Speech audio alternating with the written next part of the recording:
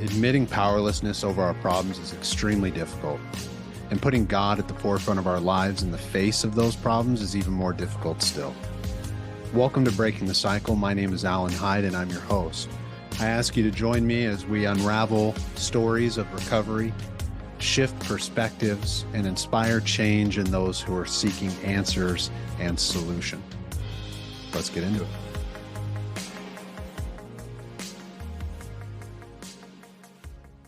Hey guys, today we're going to be reviewing an anonymous recovery story. And at the end of the story, I'll give some clinical reflections and talk a little bit about what was going on in this story and maybe pull some things here from the story that'll be beneficial to the listeners. Today is Patrick's story. There's a couple different ways that obsession happens. Some obsessions are just unwanted, repetitive thoughts. They feel like a really intense craving. Then there's a type that happens but doesn't have that feeling behind it. It's just a thought. For me, I could have been driving down the road completely sane, thinking, oh, I'll stop for a couple beers, and it could end up ruining my life. Patrick's road to recovery has been long and difficult, but in the end, rewarding.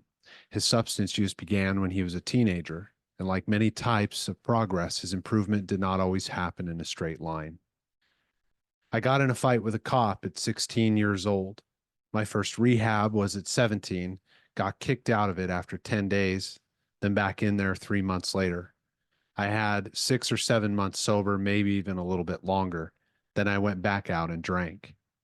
I got sober again when I was 24. During that period of time, I had 11 years sobriety. At 35, my wife and I went through a divorce, and a lot of stuff happened. I just drank. It would take me 10 years to get more than 30 days sober. I was in and out of Alcoholics Anonymous, and that was constant. I would go to meetings and nothing would happen. I would still want to drink. Really bad obsessions. That went on for about 10 years. I lost everything. I lost a really nice house, my car was repoed, and my 401k was gone. Even though Patrick had hit bottom after bottom, he was unable to stay sober. Eventually, he decided to ask for help from his father, who had 28 years sobriety. I showed up at my dad's house with 2 gym bags.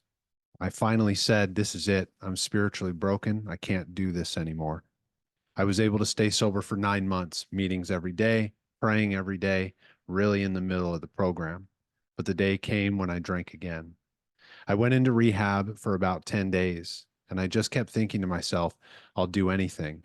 Please, God, I do not want to drink ever again. After rehab, I went to another meeting. A guy there recommended to go to someone's house that was having a big book study. I went to the house and he started talking.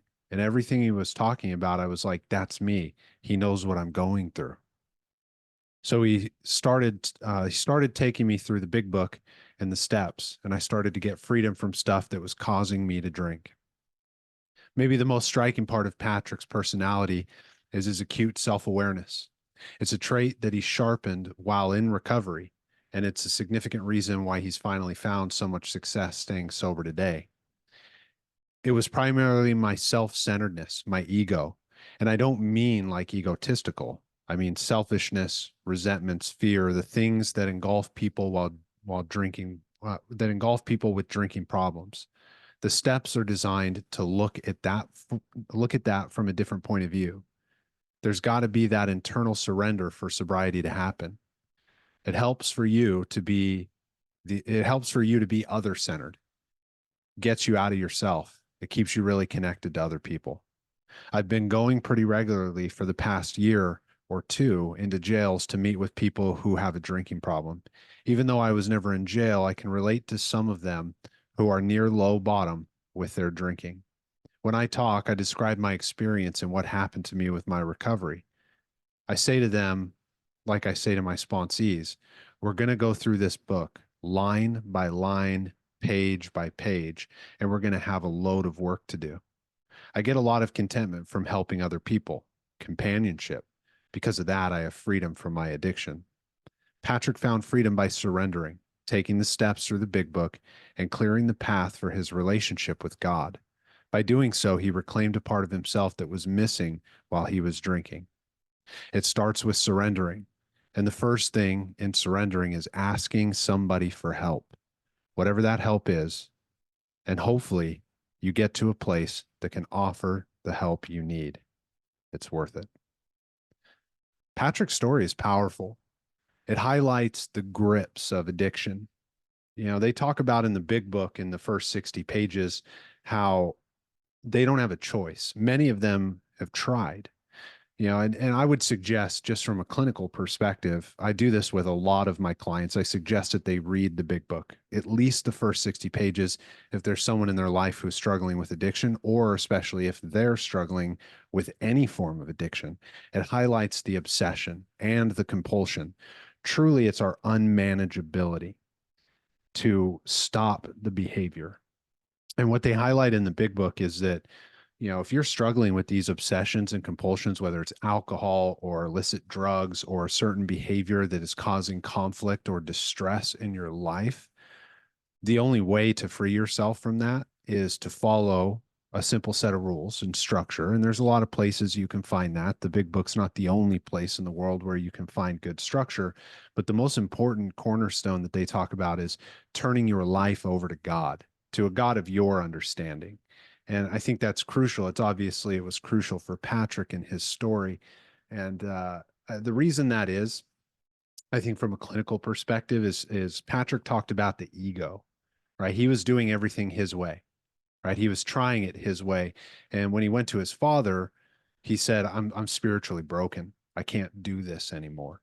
And when we come to those places in our life, I've found this in my clinical practice the entire time I've been practicing as a therapist, is when someone comes into my clinical office and they want to get better and they're admitting their defects of character, they're willing to be honest about their struggles and say, hey, look, I can't do this anymore. That's when people get help. When someone comes into me and they're telling me, you know, I don't see the problem. I'm not really sure I know what to change or if I even want to change. I kind of take a deep breath in my clinical office and I think, you know, hey, this isn't a bad person. They're just not ready. And there's nothing wrong with that. If that's you, that's okay. All right. What we ask is any therapist you're going to come across or any sponsor in a 12-step program is going to ask you to go out and try to control it. You know, give yourself some time, try to control it. If you can't, we're here. And if you can't, it's okay to ask for help. And I think that's a huge aspect that Patrick highlights in his story, is that he finally got to a point of surrender. We and in program, they often talk about surrendering to win, right? You surrender to win at the point in which you're ready to hit your knees. And I find this extremely helpful in every case I've ever worked with in my clinical practice. When somebody's ready to hit their knees and admit their shortcomings, admit that they don't know the way forward, not only will people help them, right, but they're going to be so much more ready to embrace the feedback that life has probably been offering them all along. You know, there's a really powerful line in one of my favorite books called The Road Less Traveled by M. Scott Peck. And the very first line of the book says, life is suffering. And if you didn't read any further past that point, you'd say, wow, you know, this book's super encouraging. Right. But the next paragraph highlights in the first sentence of that paragraph says, at the point in which we embrace that suffering, that's the point in which life ceases to be suffering. And I found that to be so true, not just for every 12 stepper I've ever worked with in my clinical practice, but also in my own personal life. If I can embrace the difficulties of life, I can find solution. And the solution is there. It may not be the solution that I like. And when I've witnessed it in clients, it may not be the solution that they particularly like, but the solution's there. And if we can surrender to that, you're going to gain a lot of benefit in your life. You're going to come across a lot of tools that are helpful and a lot of good people that want to be a part of your community.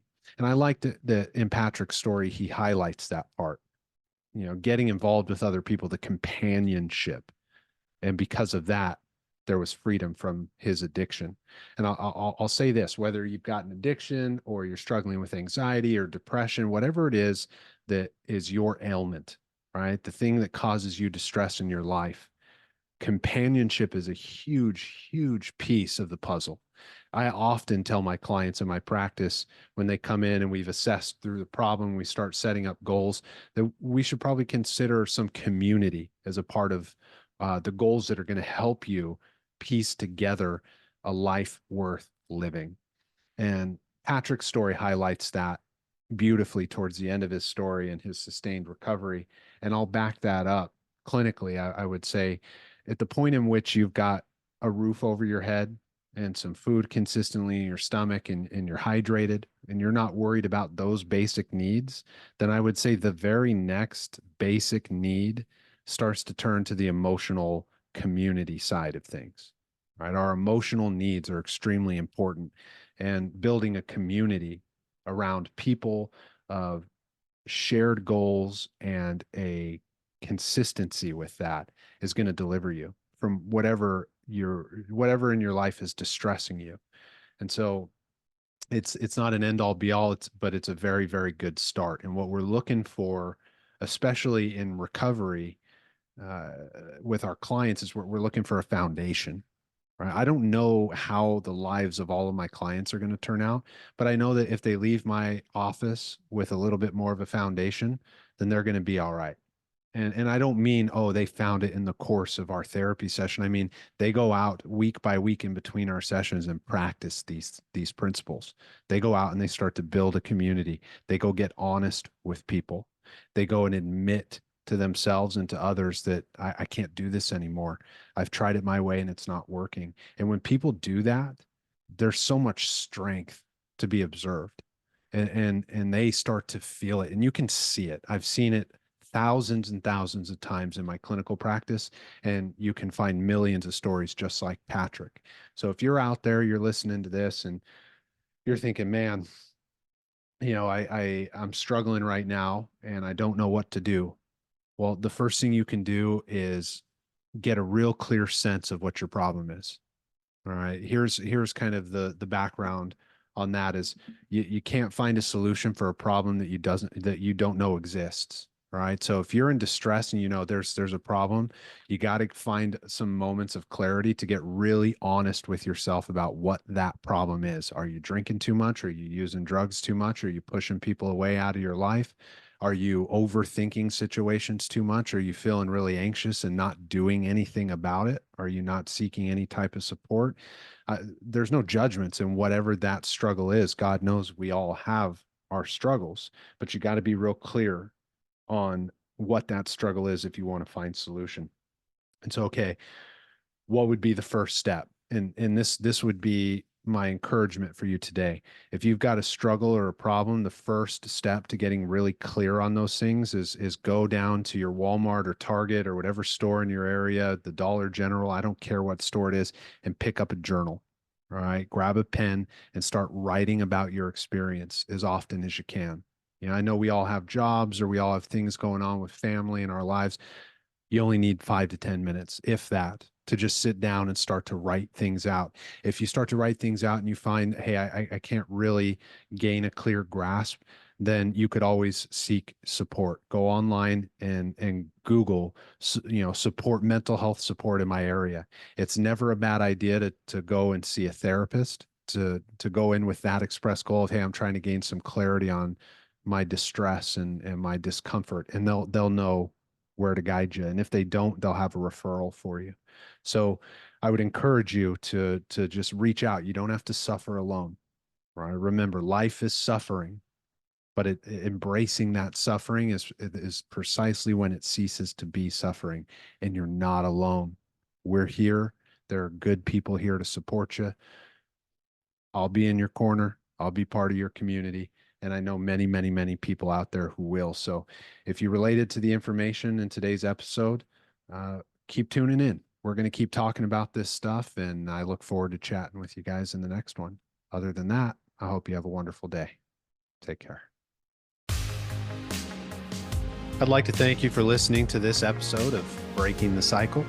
If you're looking for more information regarding the topics that I discuss in this podcast, jump over to alanhyde.com. The website will be in the description. If you're looking to get involved, make a donation, or to get your hands on some cool Breaking the Cycle merchandise, that will also be available at the website, and we encourage your support. Without your support, this podcast would not be possible. So I just want to thank you, and as always, bless your heart.